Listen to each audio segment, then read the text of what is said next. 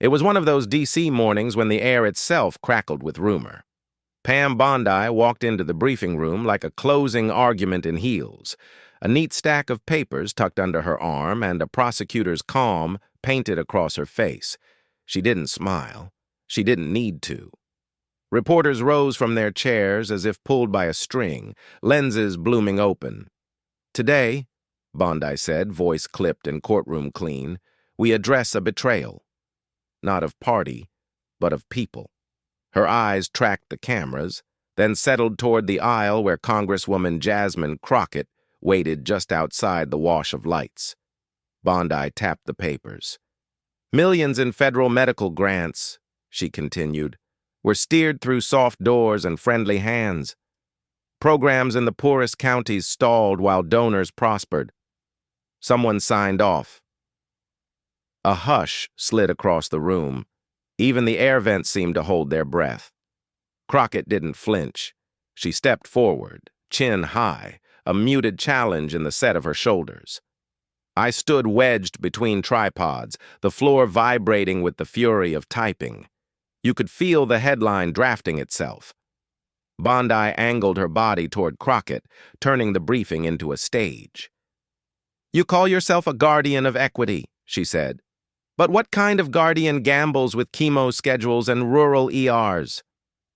A low ripple of protest rolled through the press row. A producer mouthed, "Wow." Crockett took the final step into the light. "Name your proof," she said evenly. "Not vibes, receipts." Bondi's smile arrived late and sharp. "You'll see them soon enough," she said. "And when you do, I hope you remember every camera you invited." The lights felt hotter. Phones rose higher. In the doorway, staffers hovered like storm spotters. If Bondi was swinging for a knockout, Crockett looked built for the late rounds, gloves up, eyes clear, ready to take the microphone and throw back hard. The room held its breath as I raised my recorder, knowing the first answer could redraw the map. Crockett didn't wait for an invitation. She took the microphone with the deliberate calm of someone who knows hesitation is the first sign of guilt. "Pam," she began, her tone laced with a steadiness that somehow felt sharper than a shout, "I'm not here to play your courtroom theater. You're waving papers like they're verdicts, but all I see is performance art for the cameras." The press leaned forward, eager for the counterpunch. Bondi's jaw tightened, but Crockett pressed on. "You talk about betrayal? Let's talk about the real betrayal. When public servants trade truth for headlines, when they dangle fear in front of the sick and the desperate just to score political points." A murmur rippled through the back row. She pivoted slightly, not just addressing Bondi now, but the country watching. "Those grants you're dragging into this circus are the lifeline for hospitals most of your friends have never set foot in. We fought for them because people in those ZIP codes deserve the same chance at survival as anyone in Palm Beach or Manhattan."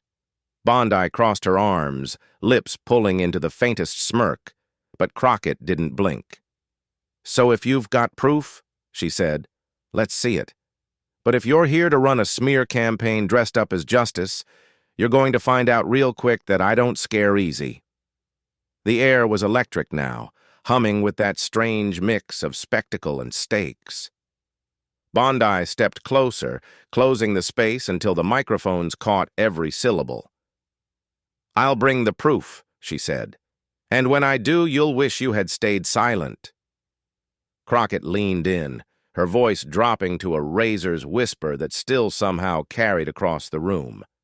"The only people who want me silent are the ones afraid of what I'll say next." The cameras caught it all, two figures locked in a standoff, the scent of scorched earth already hanging between them. Bondi wasn't retreating. If anything, she seemed to feed off the tension, squaring her shoulders and tilting her chin in that prosecutor's stance she'd perfected years ago. "You think this is about me?" she shot back. "It's about trust. It's about leaders who pretend to be for the people while quietly taking care of their friends in back rooms." She flicked her wrist toward Crockett, as if tossing the accusation into the crowd. Cameras flashed like rapid gunfire. Crockett let the silence hang for just a beat before replying, her voice low but cutting. Pam, the difference between us is that I actually know the people you claim to fight for. I've been in their homes, their clinics, their schools. I've seen the fear in a mother's eyes when she's told her child won't get the treatment they need. That's not a headline to me. That's reality. Bondi's expression faltered for a split second, but she recovered quickly, forcing a tight smile. And yet somehow, she said, millions disappear, contracts go to donors, and you expect us all to believe it's coincidence. The room tensed, the kind of airless pause that makes journalists sweat. Crockett stepped forward, closing the gap until they were almost eye to eye. "You're throwing matches in a dry field, Pam," she said. "If you burn this down just to make a point, it won't be me who suffers. It'll be the people you say you protect. And history won't remember your speeches. It'll remember the lives lost because you needed to win an argument." The crowd erupted, some clapping, some shouting, every camera locked on them. Bondi opened her mouth, but Crockett cut in one last time. "You want to fight? Fine. But understand, I don't fight to save my career. I fight to save theirs." Bondi's voice rose over the noise, sharp and defiant. "You act like you're some kind of savior, Jasmine, but the truth is, you're a politician like all the rest. You thrive on outrage, you thrive on drama, and you've mastered the art of spinning tragedy into power." Her words were aimed to wound, each syllable heavy with accusation. Crockett didn't flinch. She took a slow breath, scanning the crowd as if to remind everyone that this wasn't just between them. The public was watching. "Pam, if you want to talk about thriving on tragedy, let's talk about your time on national television, smiling while defending corporate deals that gutted our communities.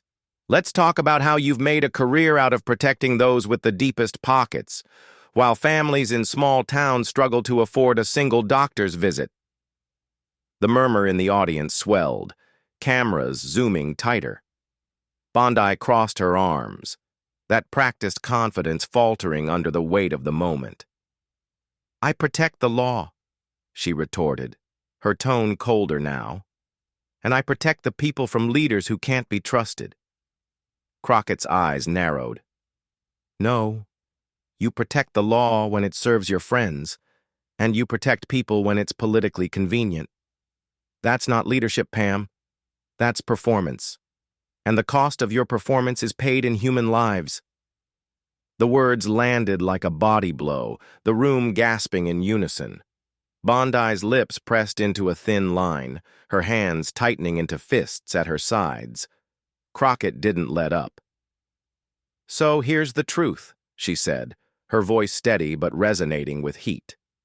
"If you keep playing this game with the lives of people who have nothing left to lose, you might win headlines, but you'll lose the country you claim to love." Bondi's expression hardened, but a flicker of unease crossed her face.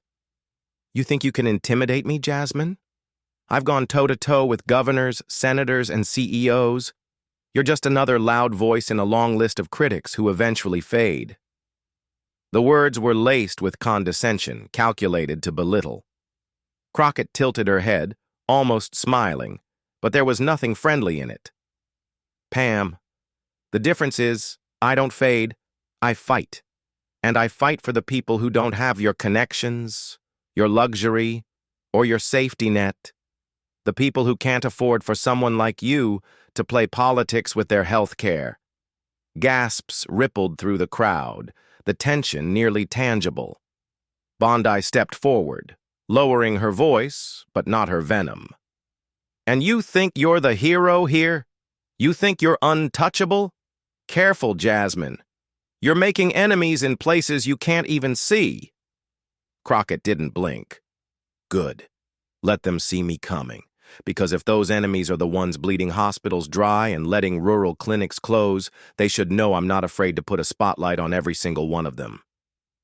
A camera flash lit the air between them, capturing the exact moment Bondi's jaw tightened, her confidence starting to crack.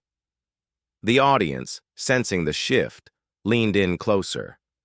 Crockett's voice dropped, deliberate and dangerous. You can stand there and pretend you're defending justice, but we both know you're defending a system that works for the few. And I'm here to tear it down. The words echoed like a challenge, daring Bondi to strike back. Bondi's tone sharpened, each word delivered like a legal strike. You accuse me of protecting the few, but you forget. I've fought real corruption. I've taken down criminals who thought they were untouchable. Her voice rose, the crowd reacting to her practiced courtroom cadence. But Crockett didn't flinch. Pam, you fought the criminals you chose to fight, the ones who fit your headlines. Meanwhile, when corporate lobbyists shove millions into campaigns, when hospital chains close rural facilities to boost profits, you look the other way. A murmur swept through the audience, journalists furiously scribbling. Bondi's smile returned, but it was brittle, forced. That's a nice soundbite, Jasmine, but in the real world we have to make compromises. Crockett stepped closer, her tone razor-sharp. Compromises? Tell that to the cancer patient who now has to drive 3 hours for chemo. Tell it to the parents whose child died because the nearest ER shut down.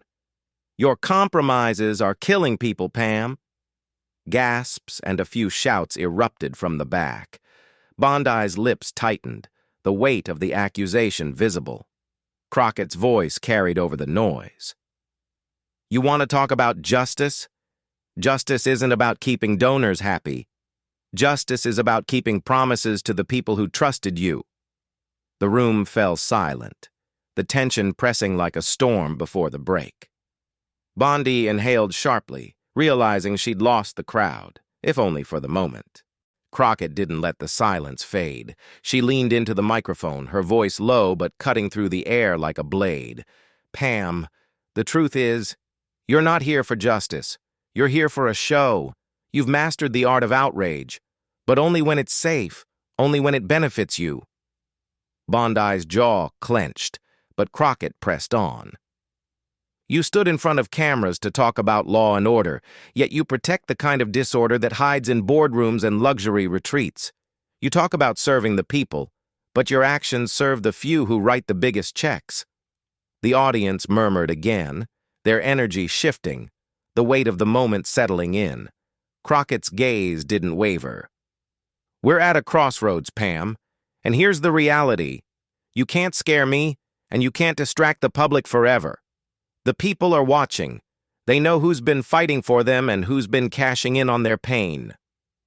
Bondi opened her mouth to respond, but Crockett's final words drowned her out. So, to every official in this room, remember, you work for the people, not the donors, not the corporations. And if you've forgotten that, trust me, we'll remind you. The crowd erupted, some in cheers, some in stunned silence, as cameras flashed and microphones leaned in. Bondi turned away, her face a mask of controlled fury. Crockett stood tall, her message delivered, her point unmistakable. This wasn't just a debate. It was a warning, and everyone knew it. If you're tired of the games, the lies, and the excuses, subscribe now. The fight for truth has only just begun.